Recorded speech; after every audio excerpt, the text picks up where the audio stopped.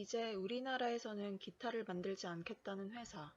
콜텍 해고 노동자 임재춘 13년간의 눈물. 임성용. 장장 13년의 투쟁이었다.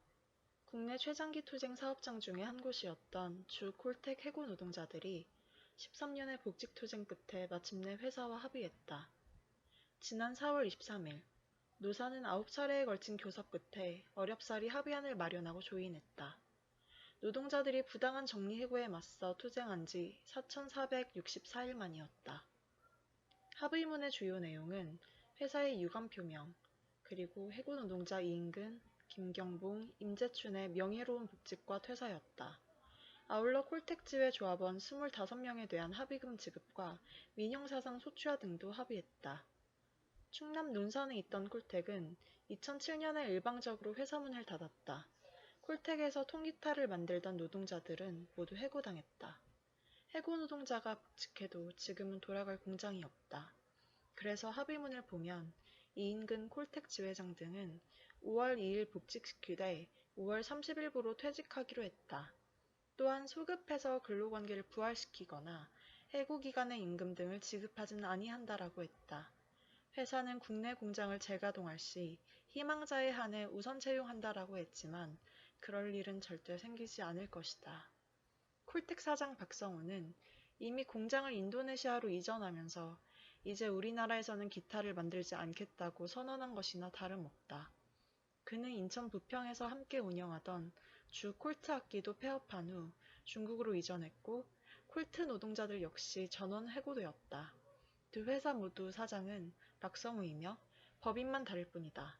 따라서 콜트와 콜텍은 똑같은 정리해고 사업장이었고 이 같은 상황 속에서 콜텍 노동자들은 한몸으로 연대해왔다. 다만 콜텍이 먼저 합의했다. 합의서 한 장 받는데 13년이 걸렸다.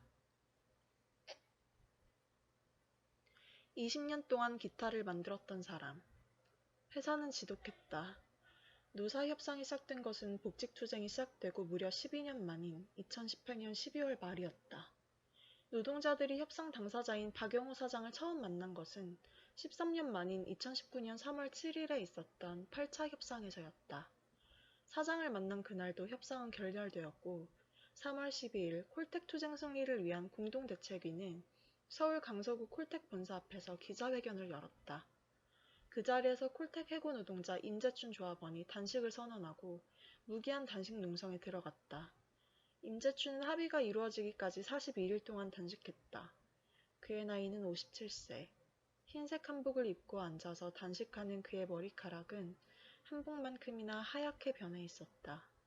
그가 해고될 당시에 44살이었을 테니 그 길고 어두운 시간을 견뎌온 세월이 버림받은 노동자의 이력으로 고스란히 묻어났다. 지난 4월 필자가 단식 투쟁을 지지하기 위한 집회에 참석했을 때 그의 몸무게는 47g으로 줄어 있었다.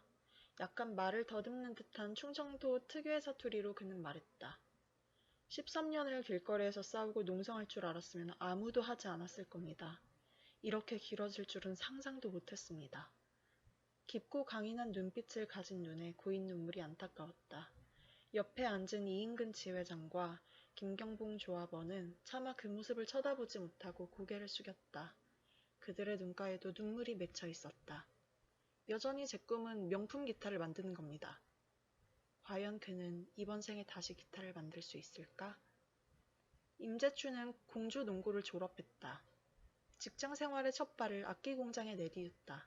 성음 악기, 삼익 악기에서 일하다 덕영산업에 입사했다. 덕영산업은 덕영악기로 바뀌는데 이곳이 콜텍의 전신이다. 덕영악기는 콜텍 악기사업부가 되고 이 회사가 바로 1988년에 설립된 콜텍이다. 임재춘은 1986년 7월에 입사했고 완성라인에서 일했다. 기타를 조립하는 최종 공정이다. 숙련 기술자였던 그는 다른 사람들보다 월급을 더 많이 받았다. 2006년 전까지만 해도 회사에는 노동조합이 없었다. 그런데 중국 공장이 만들어지고 물량 감소와 고용 불안이 야기되었다.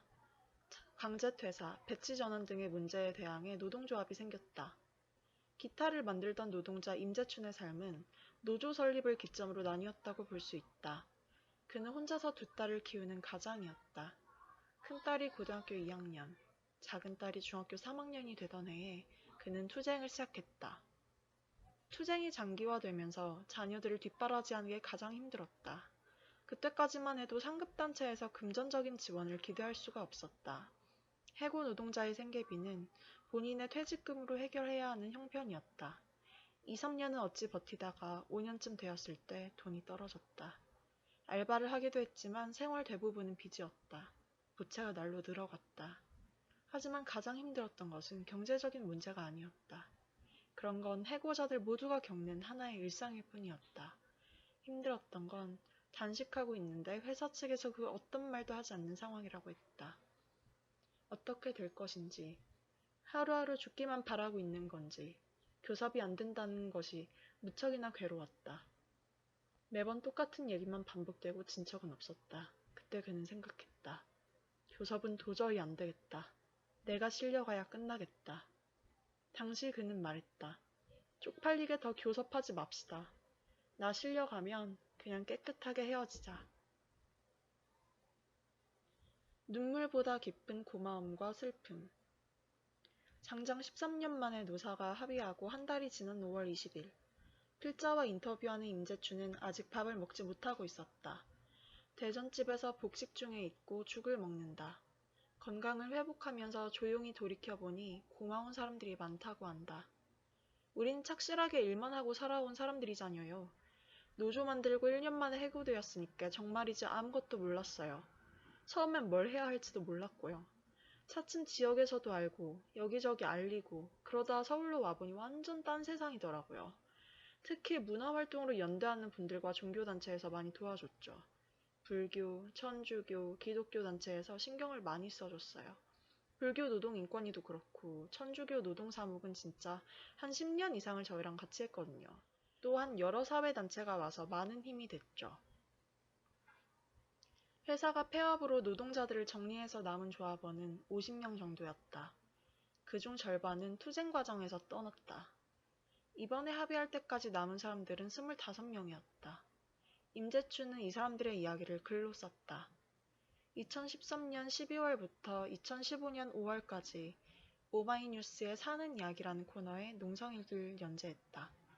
콜트콜텍 농성장에서 연대했던 최문선 씨와 함께 썼다. 이 글들을 엮어 우리에겐 내일이 있다라는 제목으로 책이 나왔다. 기나긴 투쟁 과정에서 특히 기억나는 일이 뭐냐는 질문에 투쟁 초기였던 2008년 이인근 지회장이 고공농성을 했던 일이라고 답한다. 유달리 한파가 심했던 겨울이었다. 갑자기 사라진 지회장이 양화대교 북단의 송전탑에 올라갔다고 통보해왔다. 새벽에 소식을 듣자마자 조합원들과 급히 서울로 올라갔다. 이인근 지회장은 이미 양화대교 철탑에 올라가 있었다. 높이 45m, 14만 볼트의 전기가 흐르는 철탑이었다. 송전탑에 오른 3일째부터는 단식도 했다. 한 달 만인 11월 중순, 급격히 건강이 악화되어 크레인을 타고 내려오는 그의 얼굴은 시체와 다르지 않았다. 이인근이 송전탑에서 내려온 후 몇 명의 조합원이 탈퇴했다. 이런 하루하루가 사람 사는 게 아니라면서 떠났다. 남은 조합원들은 몇 주 서울 강서구 등촌동에 있는 본사 건물을 점거했다. 점거 8시간 만에 경찰 특공대에 검거되었고 모두 집행유예 2년을 받았다. 그 일로 김경봉 조합원과 당시 금속노조 대전 충북지부 조민재 지부장이 구치소 생활을 했다. 그때만 해도 송전탑 투쟁이나 본사 건물 점거가 최후의 투쟁이라고 생각했다. 그런데 회사도 노동부도 어떤 조치도 취하지 않았고 이후 12년이나 더 싸운 것이다. 콜텍 합의의 의미와 남은 과제. 콜트콜텍 정리해고 문제는 장기 투쟁 사업장이라는 노동 문제를 넘어서서 정치 문제로 비화하기도 했다.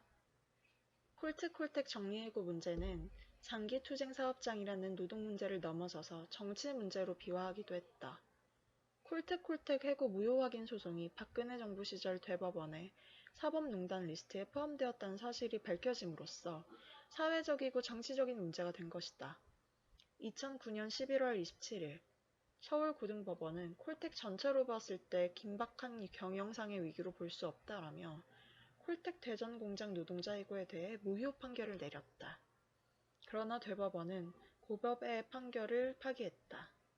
국내 공장이 없어 부당 해고에 대한 구제 실익이 없다라는 회사 측의 주장을 받아들인 것이다.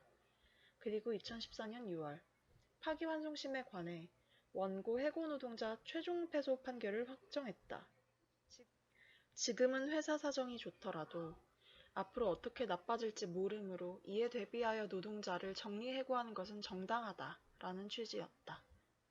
앞으로 나빠질지도 모르므로 어떻게 대법원 판사들이 이 같은 판결을 내릴 수 있는지.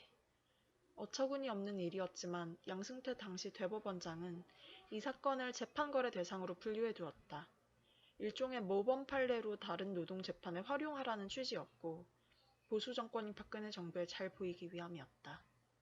양승태가 이처럼 박근혜 정부에 잘 보이려고 한 것은 대법원의 하위 조직이 되는 상고법원을 도입하기 위함이었다. 박근혜 정부는 상고법원을 미끼로 주요 재판이 보수 정권에 유리하도록 의견을 제시했다. 이는 명백히 삼권 분립의 대원칙을 위배한 사건이자 독립적이어야 하는 판사들의 재판권을 심각히 침해한 불법이었다. 당시 박근혜와 양승태 사이의 의견을 교류한 사건은 콜텍뿐만이 아니었다. KTX 승무원, 쌍용차, 전교조, 일본군 위안부 소송, 통진당 사건 등 노동과 정치의 주요 사건들이 모두 대상이었다. 결국 양승태는 정권이 바뀐 2019년 1월 24일 대법원장 중에서 헌정사상 최초로 구속된다. 양승태가 주도한 정리해고 정당화 재판으로 인해 콜텍 문제는 법적으로는 해결될 수 없었다. 그로부터 7년 동안이나 멈출 수 없는 싸움이 계속되었던 이유다. 사실 회사가 정말 손실이 커서 파산하지 않는 이상 경영상의 어려움으로 정리해고가 이루어진 곳은 거의 없다. 콜텍도 세계 5위 안에 드는 큰 회사였고 2006년까지 평균 90억이 웃도는 순이익을 거두었다. 이익을 극대화하기 위해서 정리해고를 단행한 것뿐이다. 그런데도 법원은 노동자가 아닌 사업주의 손을 들어주었던 것이다. 이 재판의 교훈이라면 정리해고법은 사업주를 위한 법이므로 반드시 폐지되어야 한다는 것이다. 폐지가 어렵다면 해고 요건을 엄격하게 강화하고 무분별한 해고에 대한 처벌을 확실히 해두지 않으면 안 된다. 이에 대한 정부와 사법부의 책임이 막중하다. 임재춘을 비롯한 콜텍 해고 노동자들이 지켜낸 삶은 헛되지 않았다. 그들은 포기하지 않았다. 노동자로서 노동의 삶의 승리로 쟁취했다. 그 성과는 현실적인 보상이나 크고 작은 투쟁의 의미로 따질 수 없는 명예로운 일이었다. 국가와 자본과 사회가 노동자들에게 가한 폭력에 맞서 그들은 싸웠다. 같은 계열 회사로 오랜 세월 함께 싸워온 콜텍 노조의 운명과 콜트 노조의 운명은 지난해에 달라졌다. 콜트 노조는 처음의 기조처럼 회사의 공장 가동과 원직 복귀, 노조 활동 보장 등을 요구했는데 콜텍 노조는 회사의 사과 등으로 입장을 선회한 것이다. 콜텍은 이번에 합의를 마무리한 반면 콜트 노조 방종훈 지회장은 대법원 앞에서 천막농성을 이어가고 있다. 그는 이전까지는 회사를 상대했다면 이제는 법관들의 양심에 경종을 울려 국가기관들이 그 책무를 다하기를 촉구하면서 사법농단 진상규명 후 완전 복직을 외치고 있다. 임재춘의 단식을 염려하고 콜텍 합의 소식에 기뻐하던 마음을 모아 콜트 조합원들의 얼굴에도 하루빨리 환한 웃음이 깃들 날을 기다린다.